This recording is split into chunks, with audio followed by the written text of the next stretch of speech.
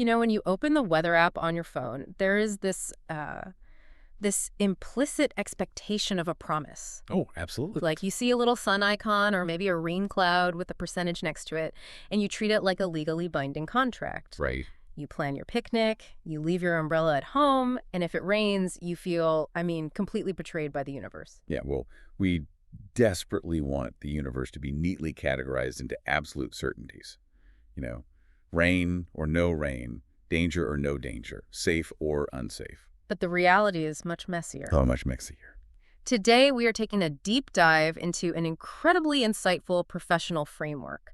It's a strategic policy analysis that completely shatters that illusion of certainty. Mm. And it does so by comparing two incredibly tough, high-stakes jobs.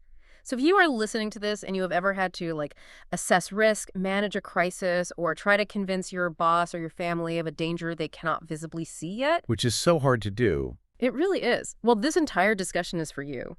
The framework we are unpacking draws this brilliant comparison between a meteorologist, so a weather forecaster, and a designated safeguarding lead. Right, and for those outside of the education or social care sectors, Yeah. a designated safeguarding lead, or a DSL, is the professional inside a school or an organization who holds the primary responsibility for protecting students and vulnerable people from harm. And it is a profound comparison because at their core, both of these roles are fundamentally driven by probabilities. Yes, not guaranteed. Exactly, not guarantees. A weather forecaster looks at pressure systems, wind patterns, atmospheric instability. Right. And a DSL looks at behavioral shifts, contextual risk factors, and patterns in human behavior. Neither of them can predict the future with 100% accuracy. Yet the public, the parents, the school leadership, they constantly demand guarantees. They do. And that demand for, well, basically fortune-telling is the foundational conflict we have to explore here.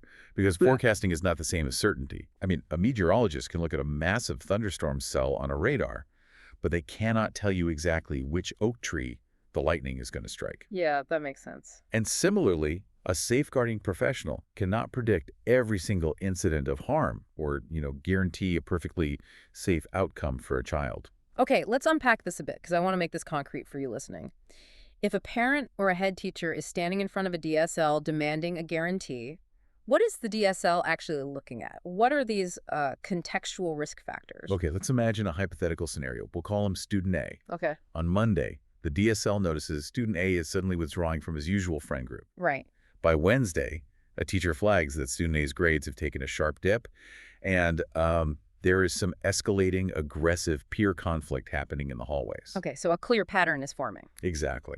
And then by Friday, there are reports of concerning erratic online behavior. Those are contextual risk factors. It's, to use the analogy, it's the atmospheric pressure dropping, it's the wind picking up. But none of that is absolute proof of abuse or a crisis. It's just, clouds gathering. Yes, which is why the immediate response from a parent or a manager when the DSL raises a flag is often, "Are you sure? Can you prove this?" Always. What's fascinating here is the psychology behind it. Humans are profoundly uncomfortable with ambiguity, Oh, totally. especially when it involves the safety of people we love or, frankly, the liability of an organization. We crave false reassurance. Yeah, we want someone to look us in the eye and say nothing bad will happen. Right. Or conversely, this specific bad thing will definitely happen, so we can just follow a checklist to stop it. I think about this kind of like taking your car to a mechanic. Okay. Asking a safeguarding lead for absolute undeniable proof of harm before taking any protective action is like refusing to put on your seatbelt because the mechanic can't guarantee you're going to get into a car crash today. Oh, that's a great way to look at it. Right, like you don't wear the seatbelt because you know you will crash at 3 p.m. on the highway.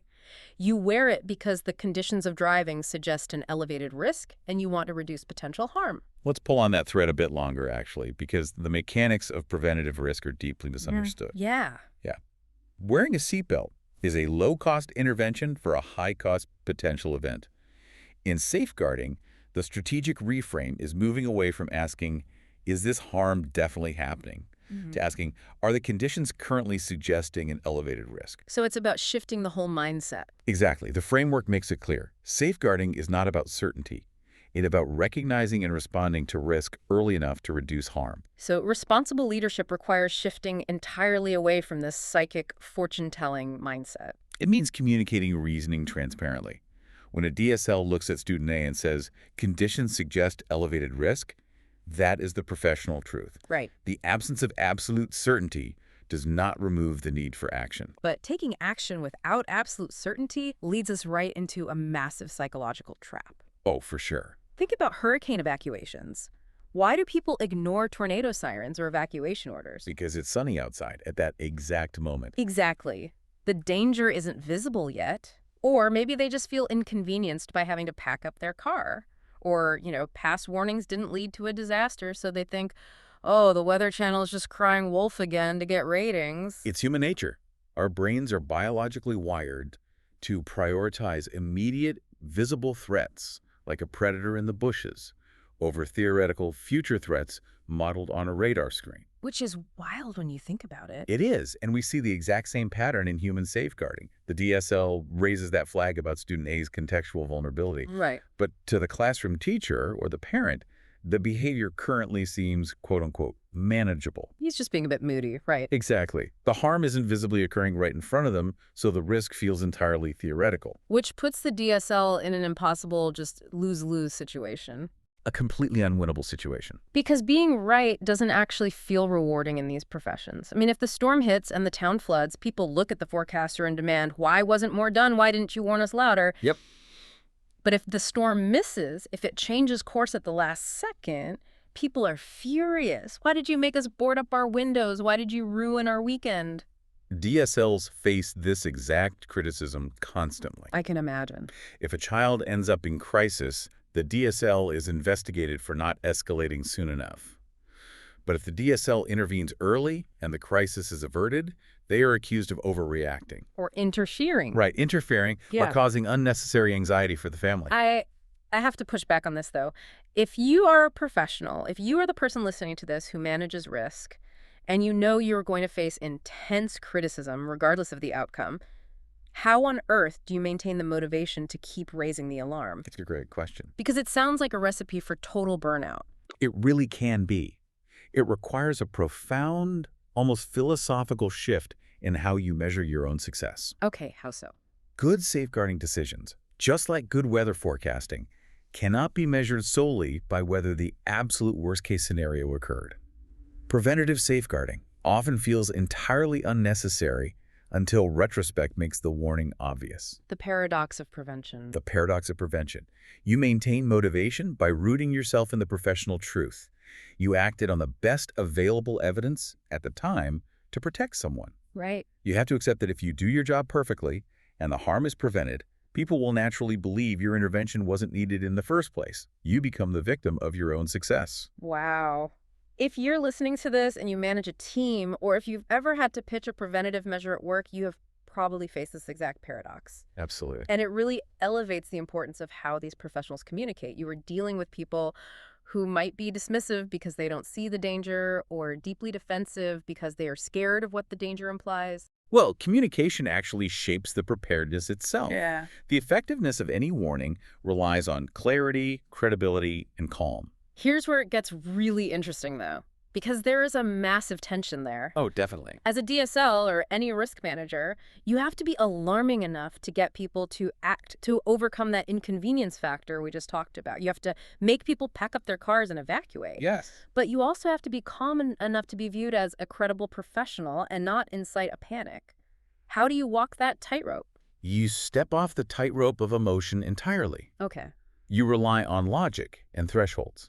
The analysis explicitly notes that people respond far better to calm, credible risk communication than they do to emotional alarm. That makes sense. Let's go back to student A.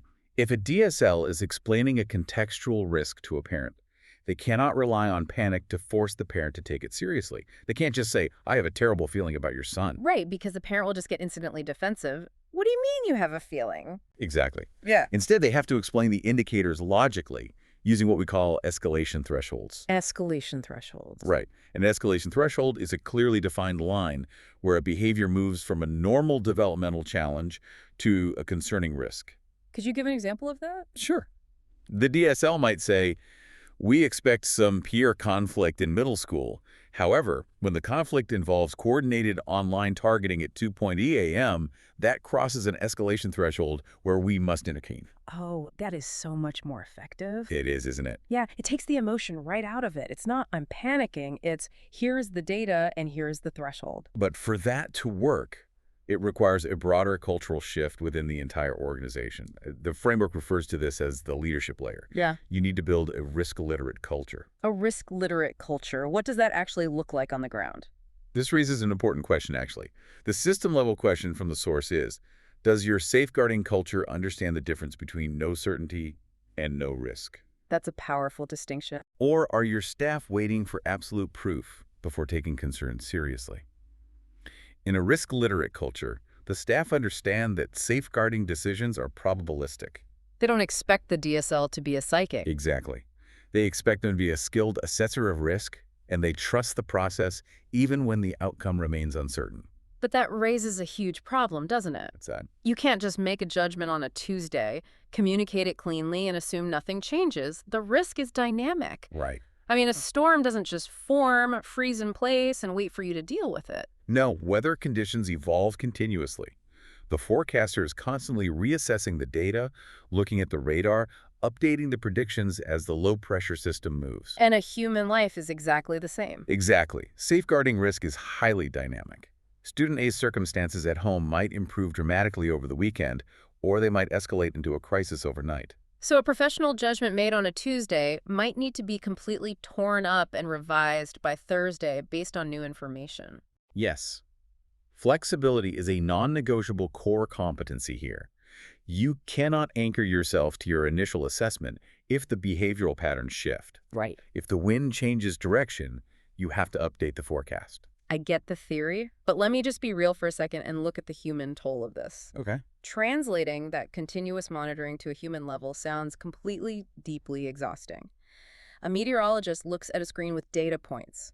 A DSL is looking at hundreds, sometimes thousands, of actual, infinitely complex human students. It's a lot. How does a professional do that without succumbing to massive alarm fatigue? You cannot live at a level 10 state of alert 24/7. You're touching on one of the highest causes of burnout in the profession. I believe it. And the framework offers a systemic solution for this. It emphasizes the application to pastoral systems, specifically through a concept called well-being literacy. Break that down for us, because well-being literacy sounds a bit like, corporate jargon. How does it actually solve alarm fatigue? Think of it as distributing the load. Huh. If the DSL is the only person in the entire building looking at the sky, watching for clouds, they will burn out. It is physically impossible to monitor 1,000 students alone. Right. You just can't. So well-being literacy isn't just a buzzword. It means training the math teacher, the bus driver, the cafeteria worker, and the sports coach to recognize when a student's baseline behavior changes. Oh, wow. It's the mechanism that turns a school of 1,000 students into a massive sensor network. Precisely. If the bus driver knows that student A always says good morning, but for the last 3 days has walked on in silence looking exhausted, the bus driver flags it. Because they know what to look for. Yes. When everyone knows what the early warning signs look like, the load of that dynamic monitoring is shared. The DSL is still the lead forecaster, synthesizing the data from all these sensors, but the whole community is risk-informed. They are feeding into the system, keeping the radar accurate. I really love that concept of the sensor network. It makes the impossible seem manageable. It really does. But as much as I have completely bought into this weather analogy, and as brilliant as it is for understanding probabilities and risk, the analysis eventually pulls the rug out from under us. Yes, it does. There is a section we can call the honest bit, where they explicitly outline where this analogy completely breaks down. And it is a vital distinction to make. Because if professionals take the wrong lessons from this comparison, it can actually lead to dangerous negligence.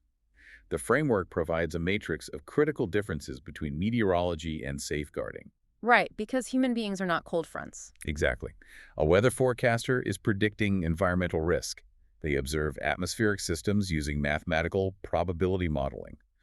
But crucially, they have incredibly limited intervention capabilities. They can't do anything about it. Right. A meteorologist cannot stop a hurricane. They cannot redirect a tornado. They just watch it and warn people. They are passive observers of an active threat. But a DSL is dealing with an entirely different reality. They are responding to safeguarding risk within human systems. They don't just have an obligation to warn Miranela. They have an active safeguarding responsibility based on relational professional judgment. So what does this all mean? Let's expand on that because this is the crux of the whole deep dive. Yeah. A weather forecaster can't stop the rain, Mm-hmm. but a safeguarding lead is actually expected to walk out into the storm, build a shelter, and pull the student inside. Beautifully put. If we go back to student A, the DSL can't just look at the dashboard, see the aggressive online behavior and the dropping grades, and announce over the loudspeaker, "Hey everyone, a Category 4 crisis is about to hit student A in hallway 3. So they have to intervene. What DSLs must absolutely not take from this analogy is the idea that their role is passive observation. Right. You cannot simply point at the radar, log the concern in a database, and then clock out for the weekend thinking you've done your job. Okay. Human systems are infinitely more relational, messy, and complex than weather systems. Because a weather system doesn't care if you're watching it. A cumulonimbus cloud doesn't act differently because a radar dish is pointed at it. Nuke? But a human system, a child in crisis, a vulnerable adult, they absolutely are impacted by the fact that someone is watching, noticing, and stepping in. If we connect this to the bigger picture, the framework's final reflection brings all of this together by highlighting the immense weight and the courage of this safeguarding role. Yeah. A weather forecaster understands that you can read the conditions completely correctly, model the probability perfectly, and still not be able to control the storm.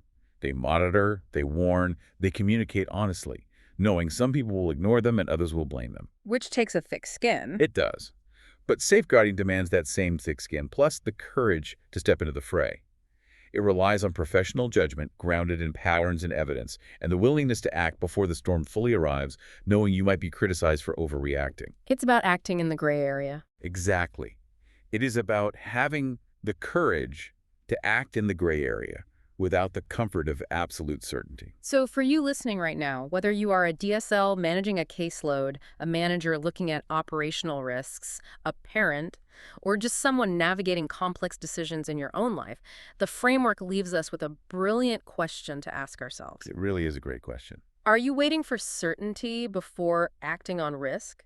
Or are you prepared to respond professionally when the conditions already suggest danger? And to build on that, I want to leave you with one final thought regarding that crucial difference between human systems and weather systems we just touched on. Okay, what is it? In quantum physics, there's a concept called the observer effect. It is the idea that the mere observation of a phenomenon inevitably changes that phenomenon. Oh, wow. Okay, how does that apply here? Well, as we established, a storm doesn't change its path just because a meteorologist tracks it. But human beings are deeply fundamentally relational. Right. If a DSL firmly forecasts a risk, that they look student A or a family in the eye and communicate clearly, I see you, I see the behavioral shifts, and I see the danger gathering around you. Does that very act of observation alter the trajectory of the crisis? Wait, does the simple act of naming the storm actually begin the process of dissipating it? Exactly. Unlike the weather, human risk is not entirely independent of the observer. Sometimes, a person in crisis just needs to know they aren't invisible. It's something profound to consider about the sheer power of paying attention. The power of paying attention. That is a fascinating thought to chew on. Naming the storm to change its path? Yeah. We started out talking about that weather app on your phone and how we crave that neat binary promise of sunshine or rain. We want life to be that simple. We really do. But life, and certainly the work of protecting human beings, doesn't fit neatly on a phone screen. The data isn't always clean, the warnings aren't always heeded. No, they aren't. But even without the absolute certainty, the work still has to be done. The shelter still has to be built. Stay curious, stay vigilant, and we'll catch you on the next deep dive.